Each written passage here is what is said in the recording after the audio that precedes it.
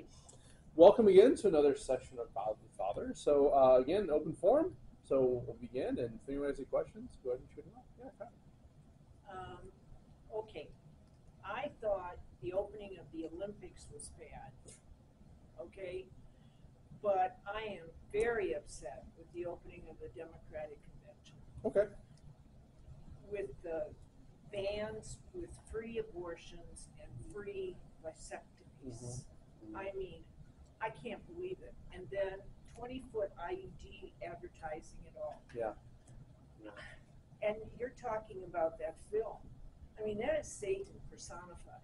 Absolutely. Well, it's actually kind of fascinating because what we're talking about is on the homily today. I mentioned a movie that I really do. I do really advise a lot of people. I mean, I know it can be scary, but it actually is a very good and very conveying movie of spiritual realities, and it's called Nefarious. And actually, it's named after. So, to give you the synopsis, there's a man on death row who claims to be possessed by a demon, and they bring psychiatrists in to make a determination because by law, I don't know if this is true or not by law, but the person can't be executed if they're deemed insane.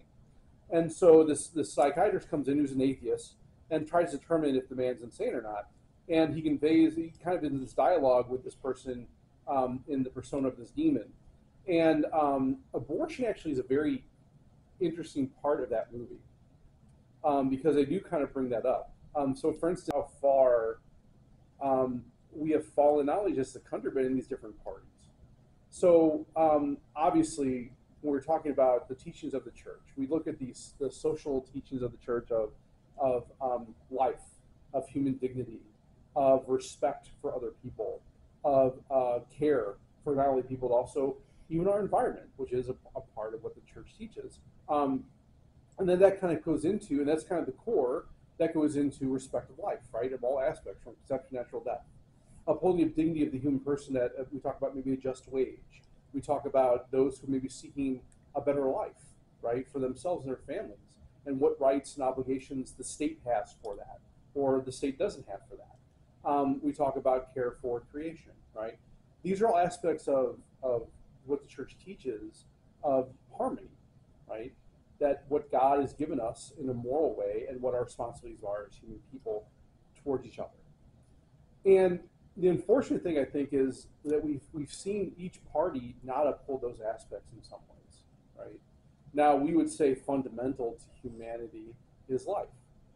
And so a party that does not uphold life, well, that seems to be a huge problem, not only for that party, but for society in general, right? So yeah, it can be upsetting when you see these things that are so antithetical to what God wants for us as not only a human person, but as society. And, I think a lot of this, whether you're Democrat or Republican Party, kind of disparage life issues and say, well, that's in the States, we're not going to worry about it. And, some of these are just too extreme, where they're allowing for abortions only up to 8 weeks, and it should be more. And it's like, well, aren't you kind of going against what you're even proclaiming? Because if we understand life begins at conception, it doesn't matter, right? When you say the abortion should be done or shouldn't be done, it shouldn't be done because it's a life, right? I understand. Yeah. From what I've heard, that abortion is the sacrament of the devil. Yeah. So, I mean, this kind of stems from we saw pagan societies that, whether here in North America or even in the Middle East, where there was these human sacrifices and even sacrifices of infants, right? That it was thought to be good. That thinking that we sacrifice these precious things, because that was the whole point. These babies are precious. This is the future of our society. This is the future of our culture, and we're going to sacrifice to a god for betterment, right? And it's kind of shifted from this kind of sacrifice of the child screaming and outside the womb to now the silence of the death of the child in the womb, right? That the altar of sacrifice has changed from this icon or this idol to something that's very private and internal. But regardless, it's still sacrifice, right? Will damage yourself in some ways too. And whether you're a woman that experienced it and are maybe pressing down those emotions, those feelings that you experience from that, to try to live your life instead of surviving, you could be thriving if you try to look for that healing and look to God as that source of mercy. Or a father who has allowed it to happen that are also maybe saying, well, it was her choice, and maybe pushing it off on someone else. The point is, it causes harm to not only the child that has died, but also the people that have willfully made the choice. And that's really the greater tragedy of all this. Well, when I was younger, when I was 20, I didn't have an abortion, but I saw no problem with it.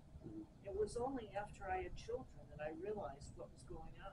And I think that's kind of the case. I mean, oftentimes it's amazing where, and they've shown this studies. I mean, that's where the Knights have been very, instrumental in kind of the Knights of Columbus have been instrumental in kind of providing these things. But studies have shown that when a mother who is contemplating abortion sees the ultrasound, right? They oftentimes change their mind. So what can we do besides pray? Now, I pray every day. Yeah. And I have for years. I think the main thing right now, especially in Missouri. So one instrumental thing I think that's been beneficial, and people might debate me on this, but Roe v. Wade, the overturning of that has been very positive because it brings it back to the states. Now, there's been a great debate, I think, internally from many of the pro-life groups about what's the best way to approach this, because we want to be clear, obviously the goal is to eradicate it, right? Not even have that be an option. And part of that is much more difficult just passing a law. Because what that really needs to happen is in the minds of hearts of people, right? That we're unfortunately have had a culture that's been fortified over 50 years of saying that abortion is a good. And there's going to take a lot of time to overcome that mentality, right? To where, okay, well, let's talk about that, And what that really entails is us as Christians walking with people, with women, with men who are actually discerning these things and helping them realize that what the alternative to, there are, first off, all alternatives to killing your child, and the consequences of doing that would be not just for your child, but for you as a person and you as a relationship. And, there are studies that show that those that have experienced abortion, whether men or women, find it much more difficult to engage in relationships afterwards, right? And typically what happens, that causes a whole spiral of relationships that are not good for them, right? And partially that's because the person doesn't think they're good enough, that I've done this, and so therefore I'm irredeemable, right? So evangelical, right? And that starts with the relationships we engage with and start with other people. So to that end, when we talk about this ballot initiative is coming up on November, right? Obviously, the promotion would be don't vote for them. That's going to enshrine abortion, right? However, the way we've gotten here was what initiatives can be put on the ballot that a Catholic in good standing can actually vote for, right? And so part of that discussion has been, well, let's always take the lesser of the evils, right? And what we've seen from experience in places like Ohio and Kansas, and places that have actually kind of been rather pro-life, is now there's been state laws passed that have kind of enshrined abortion in some places even up to birth. Because the pendulum has been so extreme, and the voter turnout on that side has been so extreme, that it's tend to actually enshrine these laws. We don't want that to happen in Missouri. And so if we have to vote on something, we want to vote for the lesser of two evils, right? Because what we don't want to have, so what I would advise is, yes, vote on the initiatives, but vote for the most one that upholds life the most. Because we'd rather have that than the extreme. So from a moral perspective, that's kind of what we're called to do as Christians. Not to push it forward, right, and make it worse, is. So even amendments though can be overcome. Now that doesn't mean it won't be hard, but the thing is, right now the way the initiatives are written, abortion is on the ballot. So the question, as voters, we have to say, okay, how can we vote to ensure that it's going to be the lesser of all the evils, right? Because if we don't do that, well, something's going to go through, and that may be the extreme case, right? Because we have to understand this is all based on voter turnout, and and if you have 100 people vote for it, and they all vote to have it extreme, well, then that's still going to be enshrined, right? So that's kind of the struggle we have now as Missourians, and as Catholics, especially here in Missouri, on the November ballot. I think that the turnout will be big, and I think that the Catholic turnout will be big, and we'll be surprised when we find out how they voted. That may be true, which is why we need to do our best to promote the lesser of the evils. Is it allowed to have like a sample ballot in the bulletin so people are educated? Yeah, there's been, so probably, but I mean, there is an issue when it comes to tax status of the church. I understand right? that, but yeah, that's what Yeah, and so I don't know. I think that as long as you're not promoting one over the other, you're fine. Well, it was, in my mind, educational. Like we were talking when we were coming, how the words get. Yeah. Right. How did they, I was at the Schnucks and the guy was like, hey, would you sign this for women's Right. health? Yeah, women's health, right. Women's health, and it sounded like, well, of course I want women to be healthy, and that was not what, I knew better, but the way they, exactly what you're saying, sometimes when you go in, you close the curtain, you're reading, you're like, which way is this? And that's the thing, the initiatives may still be written to the point where it's just like, yeah, you do support women's health and the support of a woman up to 8 months of eight months of pregnancy. He didn't mention any. Well, no. Yes. Or Right. Like, something. what does that mean? Yeah. Right. Yeah. Yeah. Of course I do. They're not going to do that. Yeah. Right.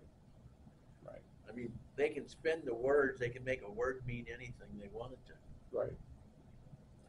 And unless you're educated, you wouldn't know any better. Yeah, So I want women's health to be affordable and be able to be given by everyone. Yeah, sure, of course, yes. Absolutely, of course. Well, yeah, but that's different than I want you to kill your child. Free abortion. Right.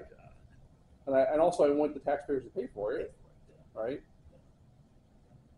Wait a minute. Yeah. So I say all that because there'll be more coming out in the coming months, especially from Respect Life Apostolate, Missouri Right to Life. We'll be doing that also here at St. Anne. But yeah, and I think unfortunately that's the thing is we're going to have abortion that's going to some form is going to be approved based on issues that are out there, unless just nobody votes. Yeah.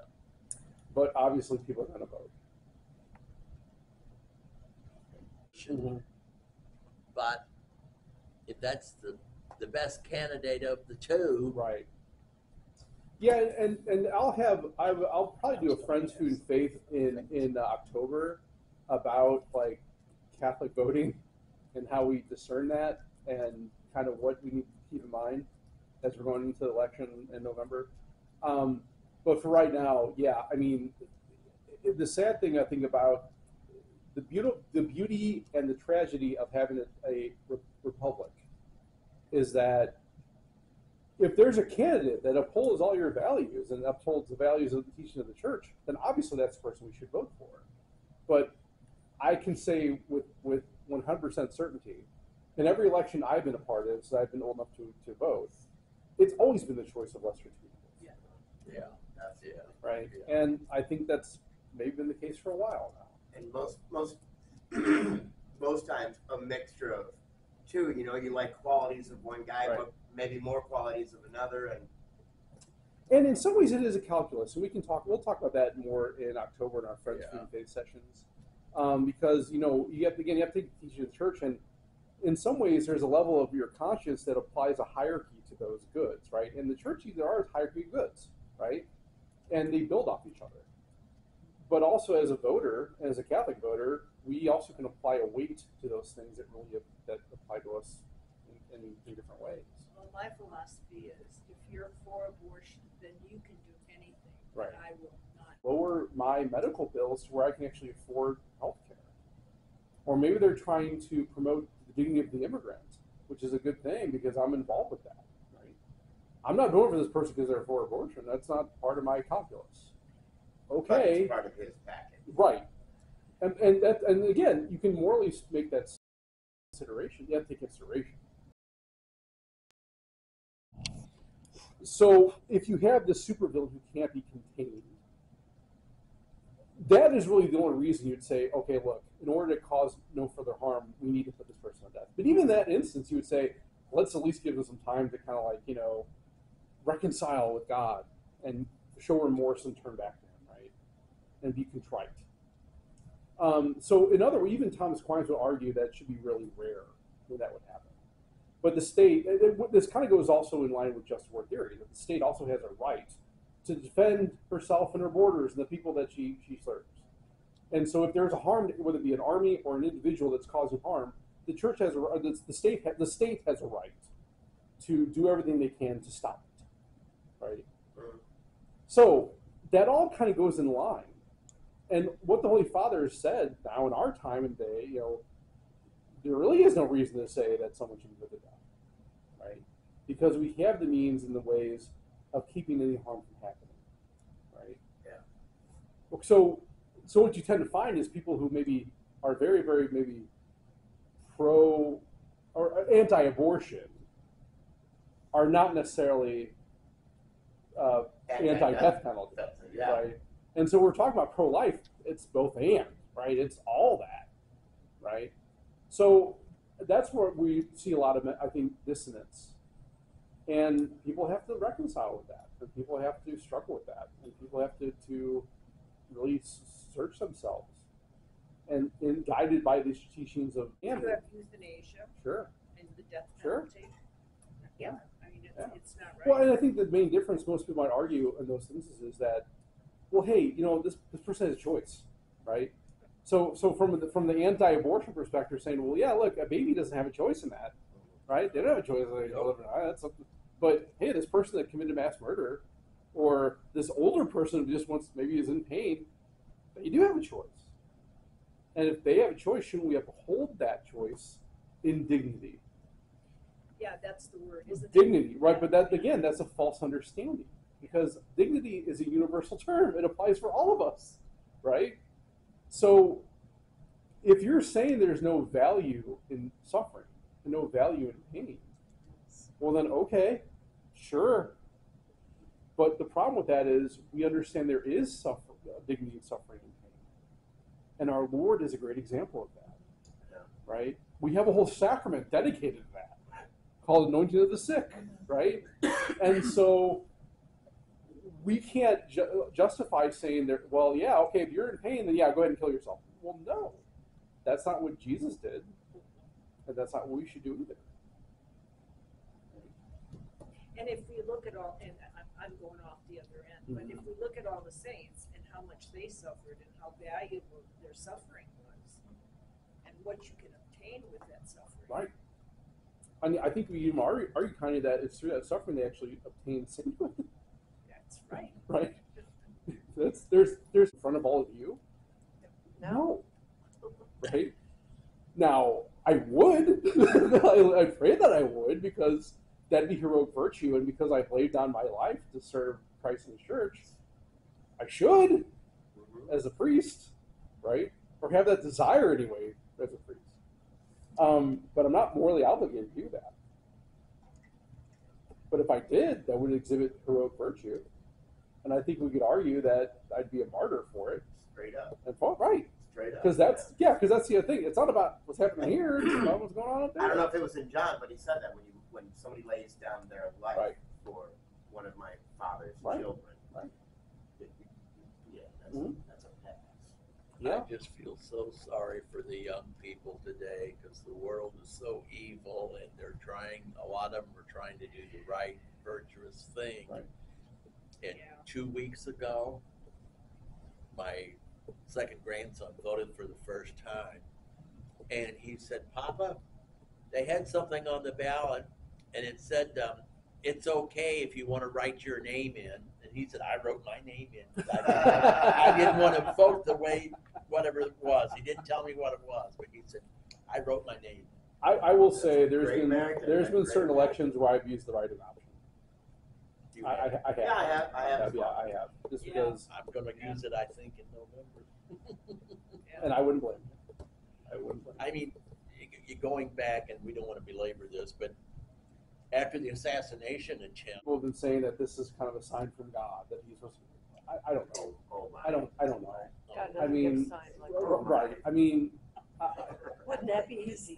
I would not presume to put myself in the mind of God, and to say that, I think by the same thing, like when I know there are people also saying, like, when the pandemic hit, that is this punishment from God? Like, well, God doesn't operate God that doesn't way, do that. right? No, God doesn't will evil, so we want to be very clear about that. So, God is mercy. mhm.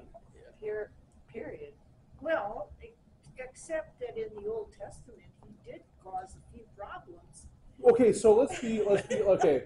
So good. You No, probably- good. No. I think the people Well, No, to that point, Connie, you're right. I mean, because we do read in Scripture where it says, like, God was angry and he smote and did this all thing. We have to put that in perspective, right? Because what we're understanding there in the context is that we're dealing with a people at a time that understood divinity as more in human terms, right? And as part of that, we also become charitable in that because, like, well, how else do we interpret things through a human lens, right? So, in that respect, what does it mean that God gets angry? Well, does God stomp his feet and throw a temper tantrum every time? Well, I think that'd be silly because God is unchangeable, right? To say that God has the same kind of emotional maturity of a human being would be heretical, right? Because emotions change, God does not.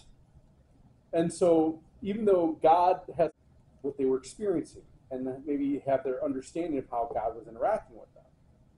So, like, we hear all the time about these ways where, like, there was a ban put on, and God condemned those who didn't follow the ban, right? And even God willed that certain people be eradicated in order to maintain this nation, right?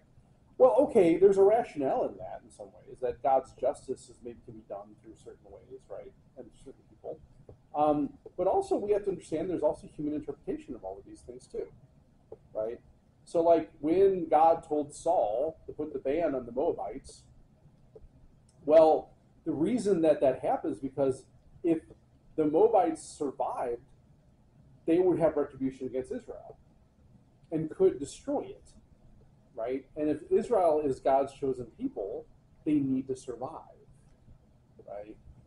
So there's a human interpretation of that God wills that the Israelite people survive, but human interpretation can bring that about in an evil way, right?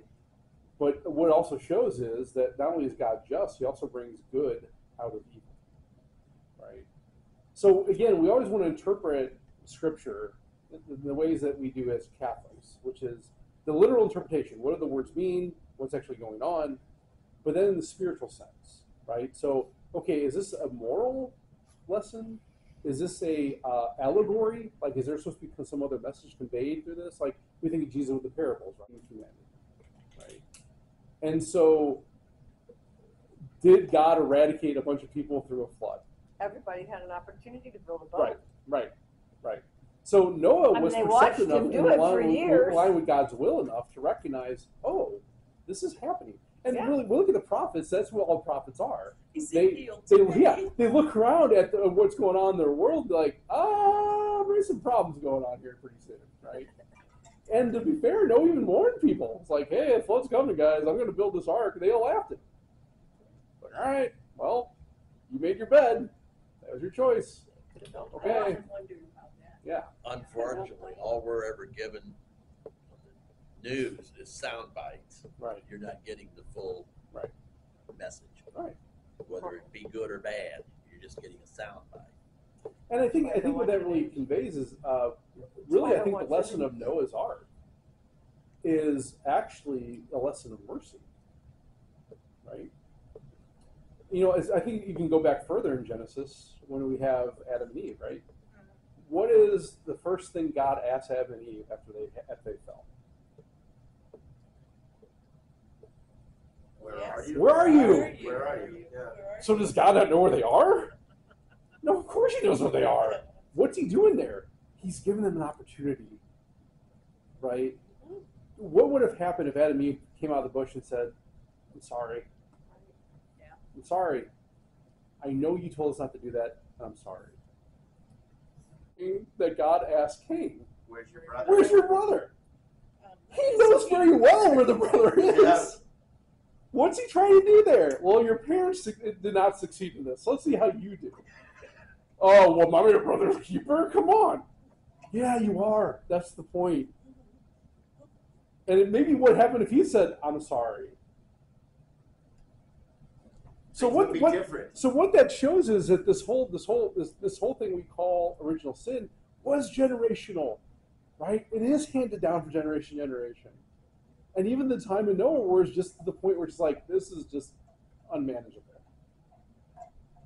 The amount of the things going on here against natural law, things are written on your own heart, is horrible. And we're going to, now, if you want to build a boat, go for it. But this is going to happen. So now, Mm-hmm. it's, you know, there are a lot of prophecies, and I'm not sure that they're right on, but Yeah. supposedly we are in the end times now. Well, So we've been in are the we end time supposed- since the ascension in heaven. I was know, gonna but say. are we supposed to be building a boat now? I mean, you see what I'm saying? Well, No, we he said he have. was going to do a flood again. Well, we have. Right? Okay. Our boat is already intact. Our relationship with Jesus, our church, Even more so, even with something more tangible. our church. The Eucharist. Baptism. We're baptized, The right? baptized. Well, it's got to be for better. Right. Well, we win. We Well, know so we yeah, win. it's leading to the promised land, of course, right? Yeah, right. But yeah, that's what I mean. Yeah, we built the boat. We got it. Hey, I was baptized. Praise God. So sometimes I laugh at myself. You know, you watch the news and you get very angry, but you know, what do I hear Jesus say? Like, get out of my way, Satan. This world is dying. Right. So it's not we shouldn't fight or we shouldn't try to be right, but we know the world is dying. Right. And I mean, Jesus knew this himself. I mean, he saw this during his time, and he knew this was going to happen after he left too, or after he ascended. Because what happened immediately after he ascended? There was immediately division. Okay, the Jews and Gentiles. We let these Gentiles in? I don't know about that one, right? Well, yeah. You know? I just cannot believe, honestly, I cannot believe how much hatred there is for the Jewish people right now. I have a Jewish granddaughter, and my son's going to raise her Catholic because her mother is afraid from her. Mm. And well, I'm happy, but Yeah. I mean, you know, seriously, I I mean, I'm from a small northern Wisconsin Yeah. town. I've never heard of this. I mean, I was shocked. I when have they I have told I have a me. Jewish niece and nephew too. Yeah, I mean, it's horrible. And you know, I think a lot of people talk about what's going on right now in Israel, and you know, I often go back and forth. I think that Israel, as far as you know, how discriminate they, right? Right. No, what other country in the world, maybe ours, hopefully, does that, right? So I mean, we can say, look at the great. Now, I will say, having been to Israel and been to Palestine, there definitely is a stark difference between the two. Right? I mean, just from a financial standpoint, the poverty that's in Palestine is jarring. Right? Now, we can go back and forth how that came about, what happened when, who did what to whom. There's a whole history here, right? And I do think from a geopolitical standpoint, the fact that Israel even allowed Palestine, the West Bank and these places to kind of govern themselves was kind of an act of charity in many ways. Well, they offered, Right. and the Palestinians refused. Right. Their Yeah. offer. There's a lot of, like I said, there's a lot of geopolitical stuff where it's like, well, could they do more? Well, I mean, anyone can do more, but the question is, what have they done?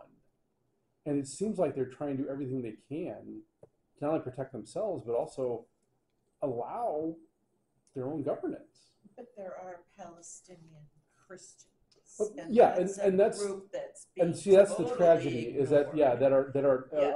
our Christian brothers and sisters are the ones in the middle of all Yes, this. they're suffering. Right. And yeah, we definitely want to uphold their rights and say, look, let's not bomb a church. You know, if even there's a terrorist there, let's not do that. Right. Now we can say, well, shouldn't they do? Well, what's going on there is tragic, and it's horrible, and we don't. It's not something that anyone would want to happen. But again, a country has a right to defend itself and defend its people. Yes. Right? And so we always want to uphold that too. You know, and I think it's also fair to say, and this is, you know, we talk about this in OCIA and in other places too. Like, war is always a failure. War is always a failure of human reason and human dignity. It is, but it also sometimes is inevitable. And so that's why St. Augustine developed just war theory, because look, if it's going to happen, we have to have some ways of understanding what's morality within it, right, and leading up to it. So if anything, we can just point out wrong when it happens, right? So, but yeah, the church has always taught that war is always a failure of human reason and human dignity, and it's tragic, and it's horrible, and it shouldn't happen, but it does. For as long as we've been alive. Oh, right? Yeah. I mean, more. Yeah. Yeah, I mean, Yeah. Christ. As Yeah. humans. yeah. Mhm. Effects of the fall. Effects of the fall, right? And if the bishops come out and say anything, they're going to be accused of bringing the church into state. They're supposed to be separate. So, you know. You can't be the aggressor. You have to be the defender, right? It has to be done through proper authority, right? So I can't just go out and I declare war on you, right? That's not a thing. It has to be the last option. Everything else has to be done first before you revert to war. Then within war, there are certain criteria, right? So, for instance, proportionality, right? So if I have an aggressor coming at me with swords, I can't pull out a nuclear warhead and blow them up, right? That's not proportional, right? Only in a video game. Yeah, right. Yeah, right. Yeah. But also, I mean, targeting non-combatants, right? That the people that are engaged in war have to be identified combatants, right? And you have to uphold the dignity and respect for the non-combatants, right? Now, here's what here's kind of the rub on that. That doesn't mean just the policy needs to be there or the leaders need to be there. Everyone involved with the war has to uphold that, right? So if one soldier takes it upon themselves to go off and destroy a village or, God forbid, rape somebody or whatever it is, that's automatically unjust. Well, then none of them. Mhm. Yeah. And recently, of course, there's been a development of that when we had development of nuclear weapons. That nuclear weapons are never justified. They can be used as deterrent, but they should never be used.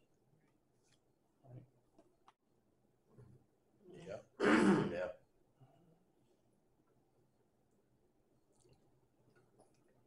History does have a way of repeating it. It certainly does. And they want to stop teaching certain things in school. God. Right. Well, I guess we're all thoroughly depressed. That's good news. Right. Yeah, right. Any other questions or anything else anyone wants to discuss any further? Okay. Well, thanks for coming, everybody. Thank you. Oh, next weekend, we're not going to meet. Next week. Next week, Tuesday, for Bob the Father, because we have back to school night. So I got to be there for that. Oh, neato. So we won't have Bob the Father next week. Well, aren't they already in school? Yeah, but the back to school night's for the parents, in the evening for the parents. Oh, okay. So they start in the church, they go and do a tour of the school and blah blah. So that starts at 6. So I don't think I'll be able to come over here. Okay. So we'll just cancel it for next week, and we'll come back for Friends, Food, and Faith on the 3rd, right? Yeah, 3rd is the following Yeah. Tuesday. Yeah. So the day after Labor Day. Okay. And I'll come to does anyone have any thoughts about maybe the topic for that? I don't know. Let's see what's going on in September. It's got the birthday of Mary. We already kind of talked about the Assumption. We got a lot of Mary. Queenship of Mary. Right, Coming yeah, up that's on that's yeah, that's Thursday. yeah, right. What else happens? Oh, the Archangel. Oh, the Angels are all in September. Yes. Maybe we can talk about angels. Archangel. Oh, that'd be great. Yes. Okay. Well, then we won't see you next week. We'll Okay. see you in September for Friends in Faith on September 3rd, back here 6:30. Since I'll just set it up that the demon tells the psychiatrist before he leaves that day, the psychiatrist is going to kill 3 people. So I'll leave it at that, and then maybe you can watch it and maybe make your own determination of how that works. But yeah, I think what it goes to show is kind of how